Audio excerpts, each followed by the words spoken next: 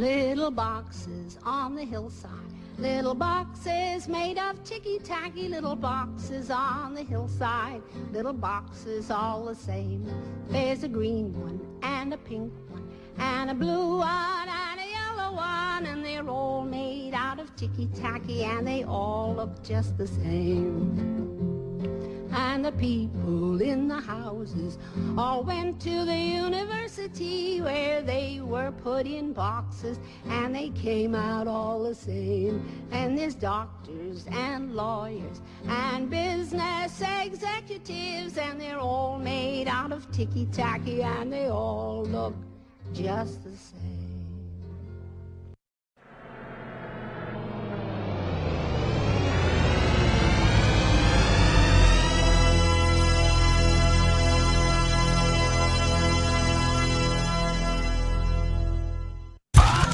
It's always sunny in Saratoga.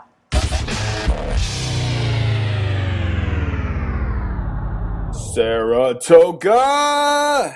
Thank you for tuning in again to another episode of It's Always Sunny in Saratoga. My name is Christian Stevens, and this may be the first, and this may be your fifth time ever listening to me. I don't know. I think we're on episode 6 right now. But I'm so excited to have you listening.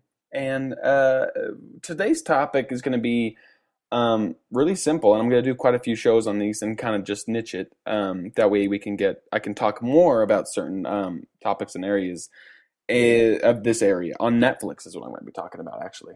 So today I'm going to be talking about top Netflix documentaries, and I've somehow, it was really hard because that's all I do, is watch documentaries. So it's kind of hard to put it to 10 documentaries that everyone, I believe, should see and watch, because there's so many on there that I think that everyone should see and watch. But I niched it down to my 10 favorite, I guess I would say. And so before we get all into that, of course, I got to do a quick commercial.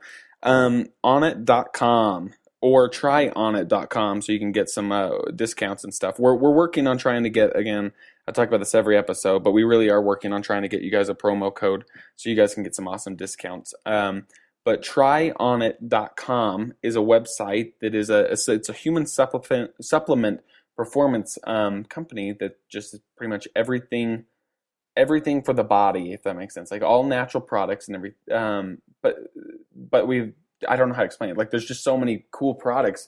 A few I talk about all the time are New Mood, and that one's full of just serotonin and it along with melatonin as well, and that helps you fall asleep, but you also wake up in the morning feeling totally refreshed and kick-ass. My favorite is Alpha Brain. So far, the Alpha Brain just kind of it turns on your brain, certain parts that you don't normally use. In a way, I wouldn't describe it as Adderall, like a natural Adderall, because you don't have that type of feeling. But your brain, you can think a lot more. You're more creative. You come up with better ideas. You can focus a lot better than Adderall. I used to use Adderall a lot because I'm ADD. But I saw a lot of side effects, a lot of things, and I just noticed that like I couldn't be myself in a way. I couldn't function without Adderall. And so I dropped it and no longer go to the doctor for Adderall, really. So what I've been, I guess, using instead is this Alpha Brain stuff, which is completely all natural. I need to get a bottle so I can read off this stuff to you. But if you go to tryonnit.com, there's videos that describe everything that's in the stuff and what they're supposed to do for you. And it's just awesome products there. Along another one that I use right now, there's I need to get another one, but this one that I'm using right now is called Shroom Tech Sport. And this stuff is awesome because the way they found this product, the shroom, it's a mushroom, in capsules, of course. You don't have to eat them, you just swallow. But they're cool capsules because what the mushroom, how they discovered it was over in Asia. I don't remember what part of Asia and stuff, but there would be sheep herders and stuff, and sheep herders constantly walk their sheep to build lean muscle as well as just to walk them and exercise them. They have their fields and stuff, but they travel a lot. And so as they were traveling, they'd be walking for miles and miles and miles a day, and they'd notice that their sheep were getting tired.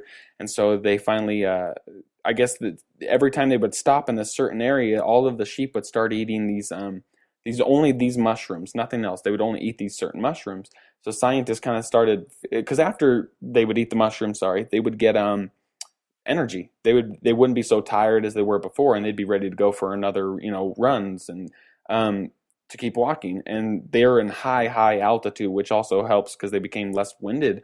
But anyway, so scientists found out about this, and they started doing some studies and things, and they finally found out that sure enough, this mushroom has some natural energy in it. But when I take it, it's not like a pre-work. You use it before, kind of like a pre-workout. So you just it's kind of hard to explain, other than you do a lot of, like, you'll do more reps, but it's not the energy like crap. I'm gonna throw up. I feel like crap. Like, what is the one that I used to use that was horrible? NO Explode or something. I think it's by BSN. It was horrible. I felt so sick. I would throw up after I'd go work out and do all this. So anyways, you got to try this stuff because it's all natural. And there's another one that's called Shroom Tech Immune, which is just the same kind of mushroom, just different ingredients and things added to keep your immune system awesome and sick less and healthy more. That's it. So anyways, go to tryonit.com and try out these products. There's so many other things, and even workout, kettlebells and ropes and crazy gnarly stuff that you probably have never seen, or if you have, nothing like they have. I promise you that. All right, but we'll just get into the show. But go ahead and try onit.com, and Onnit is spelled with 2 N's, ONNIT. Woo. Okay. Well, let's jump into this now. Top 10 Netflix documentaries. I'll describe why I love documentaries first. To be honest, I don't know. I've just always, since I was a kid, I was fascinated. And it really started with maybe like aliens and Bigfoot documentaries. I'd watch these things. Of course, they were classic VHS, and you'd go to Hollywood Video and you'd pick them up in the section that no one ever looks in. And anyways, I just got obsessed with just watching Discovery Channel and National Geographic and real life things. Like, I was never into the fantasy stuff. I was never into, I have nothing against Lord of the Rings, but I'm not a fantasy guy. Those movies that just don't seem so realistic to me, I have a hard time enjoying. And so I guess I just have this eye for documentaries also. Most of the documentaries, especially the ones I watch, are very just controversial. It's just mind-blowing, if that makes sense. Like, it's just, the stuff that they cover are things that you don't hear about, or you're not supposed to hear about, or just they're blowing the cap off of something that is pretty messed up in the world, or it's something that's just a completely, just a study of something, but tons of people's opinions and ideas. So I just have always been obsessed with documentaries. I love documentaries to death. I think they're kick-ass, they're rad, and you can learn so much from them. You can also tell a lot from a person who doesn't watch documentaries as well, because it's one, they're scared of the unknown. They're scared to know and wonder what the life will be after seeing something like that. On a specific subject, or it's they're just not smart and they don't care, and they'd rather watch Nickelodeon and SpongeBob and stupid shit. Anywho, okay, so let's see. I wouldn't say these are in order of like 10, and number 1 is my favorite, so I'm not going to do them in order. I thought about it, but I'm going to tell you about 10 documentaries that these are must-watch documentaries, and yes, they are all on Netflix. I even checked today. And today, I believe, is June 5th. So let's start off with this one, Bully. Me and my wife, I heard about this, I want to say it was at Sundance, and I had heard about it and have been looking for it everywhere online, and looked for it, and then I saw one day it was a Redbox, and I was going to get it, but I ended up actually, 2 days later, it somehow popped up on my Netflix, and I figured, well, I'll save a buck and watch it on my Netflix. So anyways, this Bully documentary, it's sad. It is completely, it's hard to watch. I don't know how to really get it. There's so much emotion in it and so many sad stories. And you watch it. You follow this kid along who's getting bullied at school. And they're not really hidden cameras, but some of them are, like on the bus, and there's certain things. And you just follow this kid. And they cover other stories too within a story. So it's a story within a story where they cover other people who had been bullied and ended up committing suicide and just things like that. We're talking young kids here, like 14 and under, like ridiculous stuff. And it is just, it's going to turn your stomach. It'll make you want to yell at the TV, and just, you won't believe this crap goes on. I think we've all seen it in school here and there. And personally myself, I never put up with shit like that. Like, I just wouldn't. But I didn't see much of it, to be honest with you. because maybe I was just, I don't know. I was always trying to be the friend of those people that you knew were being bullied or that were just a little different and awkward. And so I always tried to be their friend. So I guess I didn't necessarily see it firsthand too much. But I know back in junior high, I'd been bullied and stupid shit. But I hated junior high. I fucking hated it. Anyways, so it's go on. This just, you follow this kid who's being bullied, and on the bus, this kid's like saying he's gonna fucking beat his head in, or he's gonna kill him, or he's gonna chop his dick off, crazy stuff. And the kid's like, if I remember right, I want to say he's like 10 years old, and or no, he's in junior high, so he's probably like 13, 12. But you can just tell he's kind of a little goofier looking. But it's just so sad that and the parents are trying to go to the school and figure this all out and say, hey, like, can you help us? Can you stop this shit? And you can just tell the school is just the employees and the teachers and mainly it's the staff and the principal and stuff. They're like, well, I've ridden on that bus. That never happens. And it's like, no shit. You're on the bus. Like, it's just a joke that all this stuff, and they throw it under the rug. And then, anyways, I'm not going to ruin any of these documentaries for you, but I'll give you enough a bully is a must. And it's spelled just like it sounds, bully. And everyone needs to watch it, but I prefer you watch it with maybe even your kids. If you have kids, watch it with your kids. I don't have kids, but I think this would be something good well, I don't know. Maybe I need to rewatch it and double think that question, because maybe it's not too good for kids. But if your son or daughter is being bullied, talk to them, act about it, get shit fixed. This is not, it's a sick time to be putting up with shit like this and kids like that. And I understand that bullies, most of the time, were bullied themselves, and then they just feel like, hey, it's okay because I was bullied and you can be bullied. And it's this repetitive thing that if we don't stop it, it's just like sexual abusers. Most men who have been sexually abused will go on and abuse another. Same with, if they were physically abused, most likely, especially if they're moms too, they're going to go on, and the person they married is most likely going to be physically abused as well, unless someone puts stop to it and heals. So anyways, bully is it's a dark and a deep one, but it's a very enlightening. I guarantee you'll cry at parts and stuff. It's so hard to watch and without like doing anything, but you have to sit back and relax, I guess, and just notice that hopefully everything's fixed from the time this was filmed. And it's been for quite a few years, I'm sure, but it's a hard one. It really is a hard one. So watch it with a loved one. Let's see. DMT, the spirit molecule. This is another one that has just blown my mind. I'm obsessed with Joe Rogan. Like, I've recently just tons and tons of awesome content is on his podcast, and I've listened to this guy for quite a while. And yeah, you've seen him on Fear Factor and the UFC fights and stuff. But Joe Rogan, nobody knows, but this guy is fucking smart. Like, this guy knows his shit. And he is into some crazy stuff. A lot of the stuff that I'm actually into. And it's cool because he's ADD. So I connect with him a lot. And so when I saw that he was on this documentary, he's kind of the host of this documentary. He's more like the ringleader of it. He's the guy talking you through the documentary. And all it is, what DMT is, for those who do not know, is DMT is, I believe it's a root, but it's also in your body. And so your body is made, you have DMT inside of you. I can't remember what it stands for. I know this sounds really stupid. Here I am telling you about it, but really DMT is it's what you get at night when you sleep. When you fall asleep and you're having those deep, deep sleeps and just you're in your own world, those dreams. It's what causes dreams, if that makes sense. Like, not light dreams. We're talking dreams where you are full on in there. You are doing life. You wake up and sometimes you don't know if that really happened or not. The intense stuff.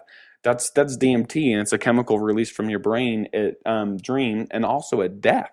A lot of people don't know that, but DMT is released at death, and it's kind of a gnarly thing because it's again, it's a natural molecule. It is inside of you, and this thing is insane because it's at death, it's released into your spinal cord and down, inside of you pretty much, because your body is realizing, and again, even after you're dead, it's still being released. So when a lot of people say they've had either a near-death experience or they died and then came, I guess that's the same. But DMT is released into their brain, and a lot of the times, almost all of their stories where they talk about going to the light and this thing, going to the light and seeing people and family members. You got to think that even in your dreams, when you've dreamed, you've had those kind of experiences where you were with other people or old friends you haven't seen forever, and those memories and all of those things are being repressed and back into you're getting, coming back to your brain. And you're pulling these files out of your filing cabinet, in a way. And so DMT is pretty crazy because personally, I've never done DMT.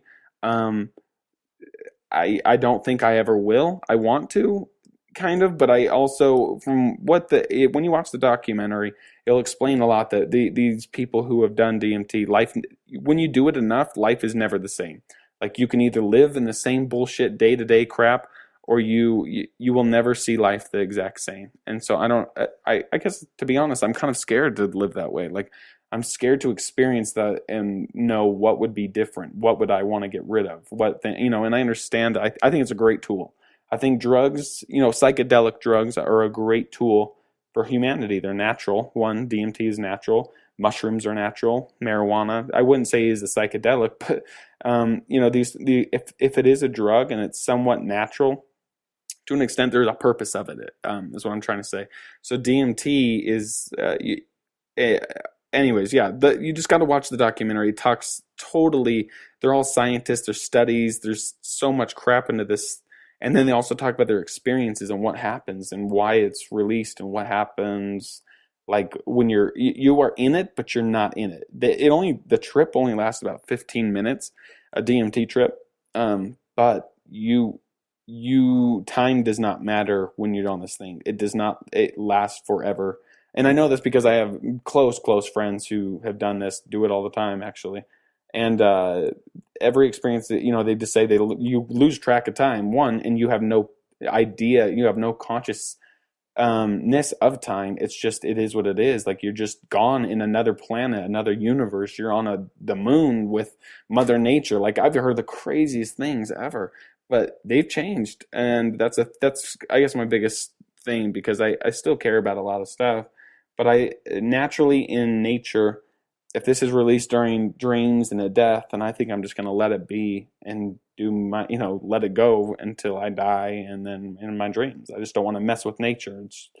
But I have nothing against it. I just think that you need to be very, very cautious if you were to ever do that, ever do DMT, because you will never be the same. And that's not necessarily bad. That's a good. I think maybe some people need it because it would be great for them never to be the same. Okay. Next one. Kumari. Kumari is spelled Kumare, I believe, and it's got a picture of a guy who looks like an Indian Jesus or a Gandhi, or a guru, pretty much, on the front of the Netflix poster. And what Kumari is it's a guy who's a comedian, pretty much.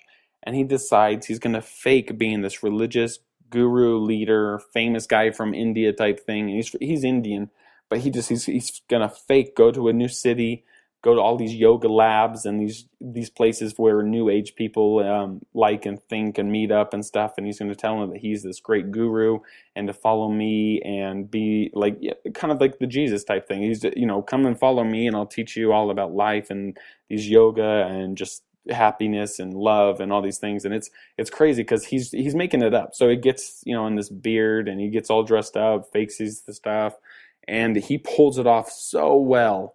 And it's crazy because when he goes to fake to tell all these people, so many of them, there's really no doubters. Everyone's all for it and they believe it. And it's crazy because he has these two people, two girls that are with him to get out and spread the word. And I think they do out in Arizona, if I remember right. But they're just spreading the word that this guy's coming to town. You guys got to see him. And they're like his little companions. And anyways, it's a funny documentary because at the very end, he finally reveals that, hey, I'm not who you guys think I am. And it kind of, I don't want to ruin it for you, but it's an awesome thing because even with him faking and pretending that that's not who he really was, it changed a lot of people's lives. Some people were mad. But you'll see that it changed a lot of people's lives by him just pretending to be this guy. And so it's kind of funny because it's way interesting. At the end, he meets up with this law of attraction group, which I'm all for. I love law of attraction shit. and he meets up with them, and it's just I'm not gonna. I think I gave too much away. I'll quit there. But definitely check out Kumari. Okay, another one, Bowling for Columbine. Now I know everyone listening. Maybe you have seen it. Maybe you haven't seen it. This is crap. What is his name? Michael Moore. Yeah, it's a Michael Moore documentary, and a lot of people either like him a lot or they do not like any of his stuff. And so, anyways, I support Michael Moore. I've loved every one of his documentaries. I think that some of them are very controversial, but that's what it takes to make a good documentary. You have to cover the topics nobody's going to want to. And what I love about Bowling for Columbine is that it covers, the Columbine school shooting. One, two, what they were blaming Marilyn Manson and music and this, but when it came down to it, the two boys before they went and shot up the school at Columbine were actually bowling. They went bowling first thing in the morning with their class. They went home, then they got the guns, and they went back to school. But it's an interesting thing because it talks about the gun laws, and I know right now it's a huge thing. So that's what I'm saying. That some of you may like this, or you may be completely against this because you love guns and you want guns and rights and these things.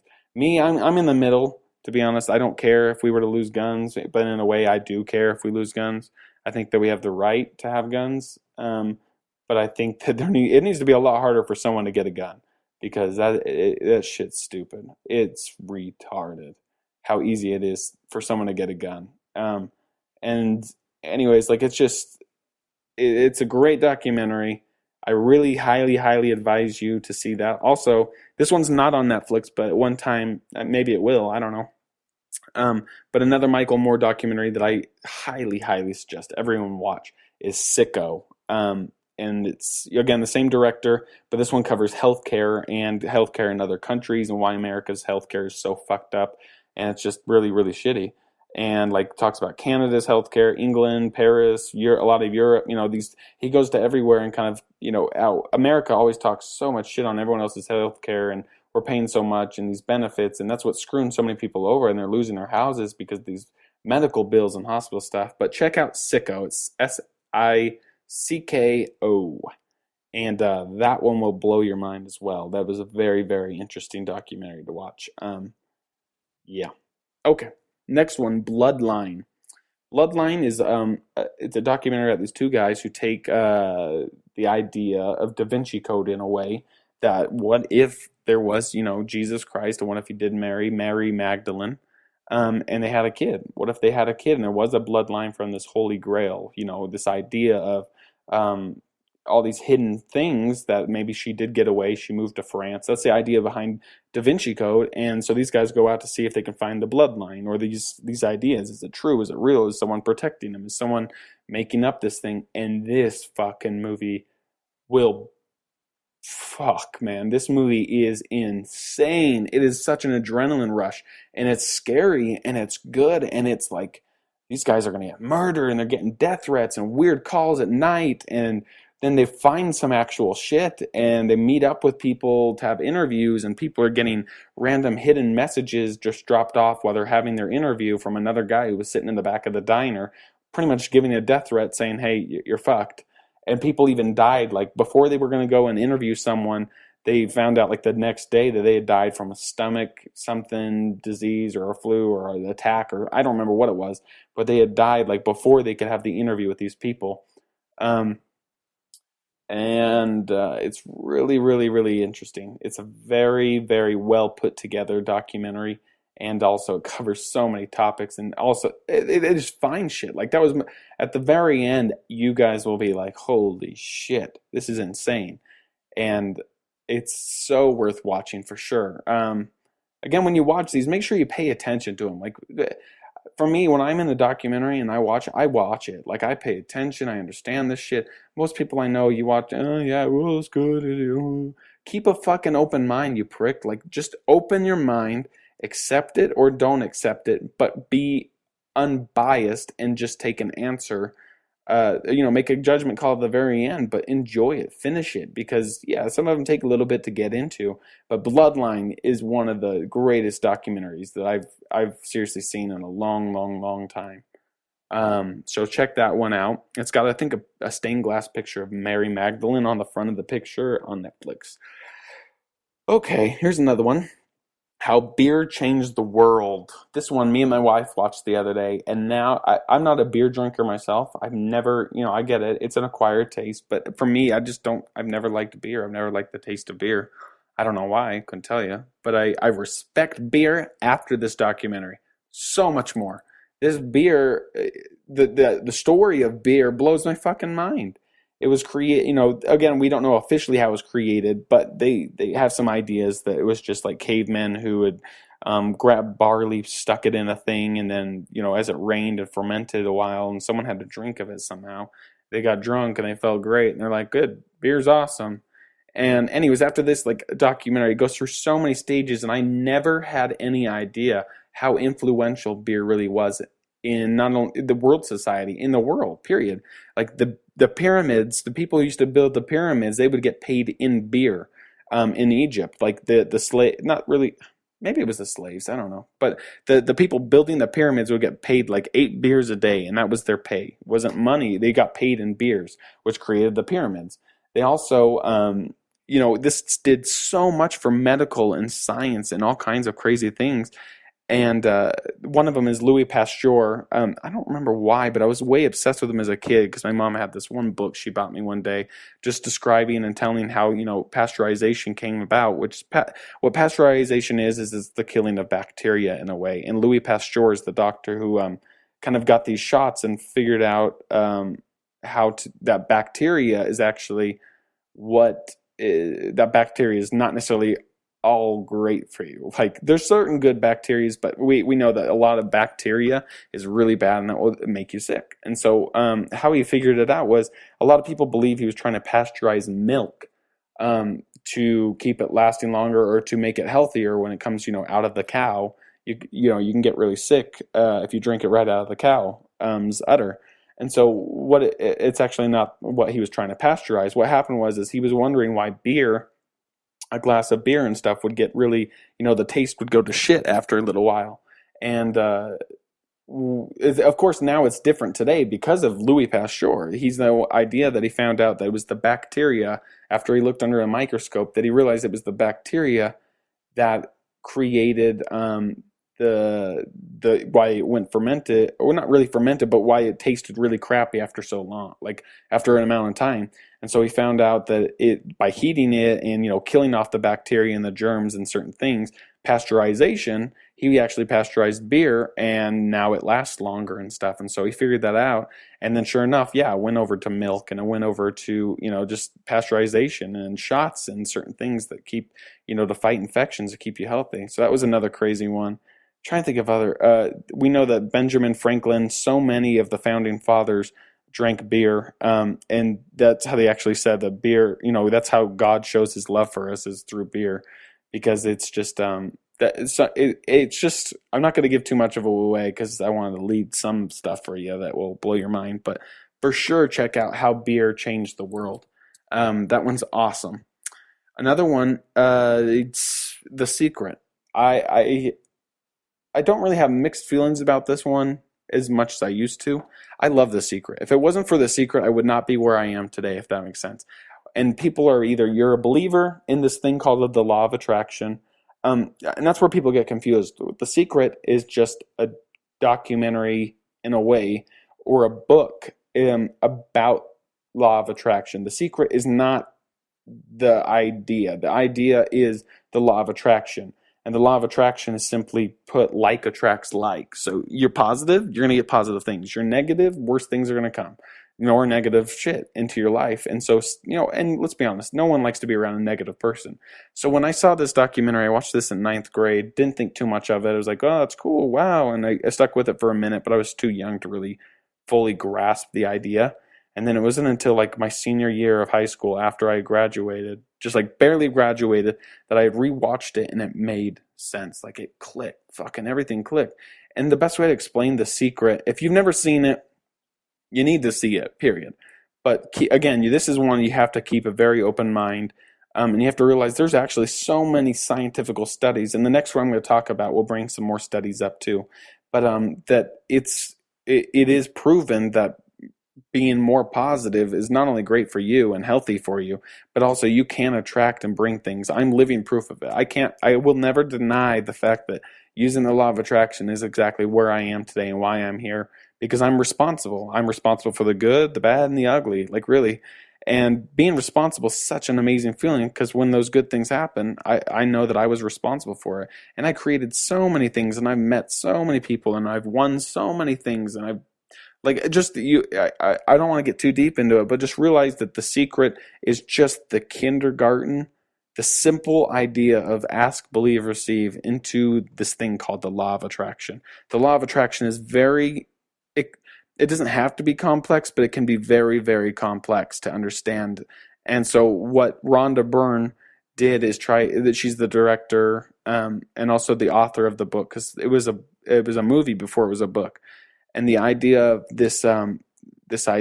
I guess the idea of it is pretty much that just she wanted to create a simple idea that people could kind of get and understand. And so I believe, and I look at it and I see it as the kindergarten idea. Like, no, thinking about something and $1 million dropping out of the sky and a Ferrari popping up in my front yard is not going to happen necessarily without you putting work into it. Like, you have to do it. You have to make some stuff happen, but you sure as hell have a better chance of getting those type of things if you use it, if you understand it, if you study it and you learn it. It really does work. I can't tell you how many things I've won and got.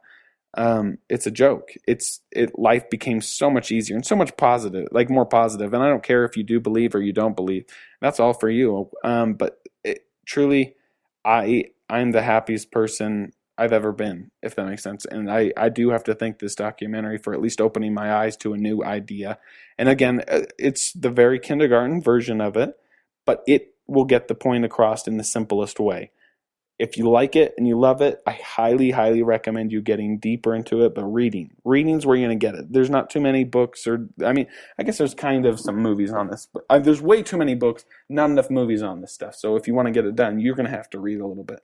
And I'll give you 10 recommendations on some law of attraction books on another podcast, but for sure check that out. The next one it's called What the Bleep Do We Know, or What the Fuck Do We Know?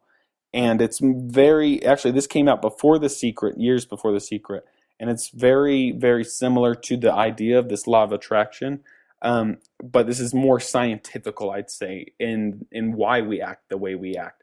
What happens and why we create, and why bad things happen to bad people and why good things happen when you're in a good mood. And it's a lot of the science behind the idea of why this is happening. And it's an awesome documentary, and there's a cool study done by what's his name? Dr. Emoto, I believe his name is. He's a Japanese scientist that did a study on water. And what he did is take 10 petri dishes, 5 of them he labeled on top of them. He poured water into all of these, just normal water. On top of 5 of them, he wrote with a piece of tape and labeled them 5 positive words. So like love, gratitude, happiness, and then on the other 5 was 5 negative things like hate, anger, mad, or fuck, I don't know. But he labeled 5 of them negative, 5 of them positive. And what he did is he would talk to the 5 positively. He would talk to them every day. He'd talk to the water and say, I love you, and actually be aware of the water and bring consciousness to the water by talking to the water. And then the same happened with the negative. He would tell the water, I hate you, you're scum, you're a piece of shit. Like, he would just talk so negative to it, and the others, he would talk so positively to it and love them. And we'll just have them laying out. And then what you can do is you can actually look. People don't know this, but you can actually take a microscope. And it's got to be super, super strong. It's not like one you can just get it from the high school. It's like you have to have a ridiculous microscope, but you can actually look and see what water crystals are. And the best way to explain what a water crystal is, what water even is, other than H2O, what it is that it looks like a snowflake, if that makes sense. Like, there are tons and tons and tons of snowflakes connected, like a puzzle. And that's what water is with it's what the breakdown is. And so anyways, he took before and after pictures of all of them. and before was just and you can see there's certain crystals, and then the after of the positive ones, I mean, seriously, they all look different. That's the weird thing. They all look different on the positive, but they're all super clean cut lines, like perfect snowflakes you would cut out in elementary school. Like they just look so clean and beautiful. The other 5 that were negative, he pulls them up and they just look like globs and weird and deformed and dark, and you could just tell it was really messed up. And so the best part about it doesn't talk about this much in the documentary. It takes about maybe 5 minutes out of the time to talk about this. So when I did all of this study that I'm telling you now, there's a book called The Power of Water, I want to say is what it's called. And you'll have to find it, but there's tons of pictures and studies. You can look up it on the internet. And it's an interesting study because of the 5 negative ones and the 5 positive ones. If we're talking about water out loud here, if we're talking water, our body, not only this earth and the world is made of water, but our bodies are made of, I've heard so many percentages, but I know that it's 80+% our body is made of water. And so you got to think that if this little petri dish here is doing this stuff and it's changing, by the way it talks, if that makes sense, like the way you talk to it, if your body is made of 80-something% water, the way you talk and you see yourself and you think about yourself is almost the exact same way. If you can construct your molecules and you can construct your water, if you're 80% something water, that's a huge fucking percent of your body. And if you're not doing enough and you're not thinking positively and you're not giving kind words and loving yourself and accepting who you are, you better yet bettering yourself. Or you could do the 5, the negative ones. You hate yourself. Oh, I'm too fat. I'm too ugly. I'm whatever. And guess what usually happens? You stay the way you feel and you look and you think, because your body is accepting. Its molecules are changing. You're becoming deformed in a way. You are becoming detached from life, if that makes sense. Like yeah. Anyways, it blew my mind. The book's amazing. Get it. The Power of Water, I believe, by Dr. Emoto, something. He's got a long Japanese name. But it's an awesome, awesome book. And also this documentary, we'll talk about it for a minute, but this documentary gets so deep. And again, most people can't wrap their heads around this. I mean, even still, I've been studying this for like 5 years, and I still really can't wrap my head around all this shit. But I know that my life has been positively... I've gotten so many things because of this stuff, and I've created so many things, and I've had so many awesome, happy experiences because of these 2 documentaries right there. And just the idea of from there, I'm going fucking deeper. I'm going down the rabbit hole with all of this. So there's that. Another one that I think is really, really badass, I'd say Loose Change. If you don't know about Loose Change, you will never look at 9/11 the exact same, and it's insane. I'm not going to talk too much about this, but I truly believe that it was completely 9/11 when we're talking about this. Like, I'm saying it was completely a cover up. Like, this shit was totally an inside job. It's a joke. It makes me sick. Like, it really does, to think that our own government and people like this would actually make shit like this happen, to construct threat, war, fear, money, oil. Like, it's just a joke. But if you haven't seen Loose Change, you really, really need to see it, at least. And this, again, you have to have an open mind, but there are so many facts and so many things that do not make sense at all in the story of 9/11 that when I watched this, it just, oh, okay. And truly, you may like it, you may not. I love it.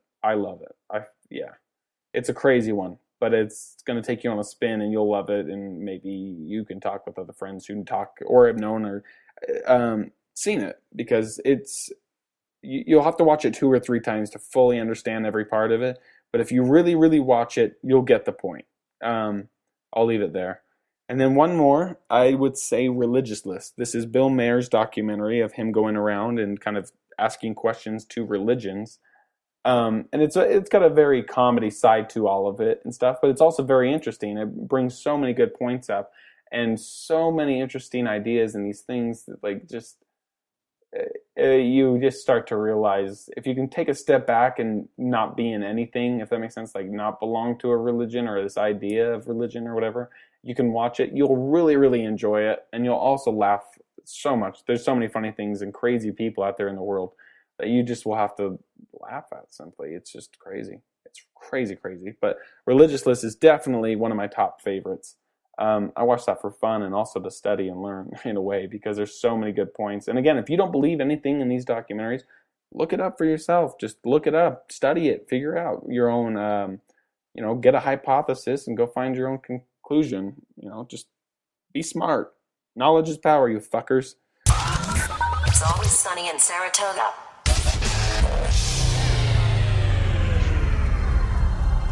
Good evening. Tonight has been a wonderful experiment of human contact. A symbiotic relationship between man and machine and you. The human brain is capable of millions of connections. Each one is a memory, an event. Tonight shall be remembered not by one, but by thousands of these relationships. As you leave here tonight, close your eyes and travel back to here, to now. And always remember that this was one moment. You were not alone, and you felt something that thousands of others had felt, and it was love.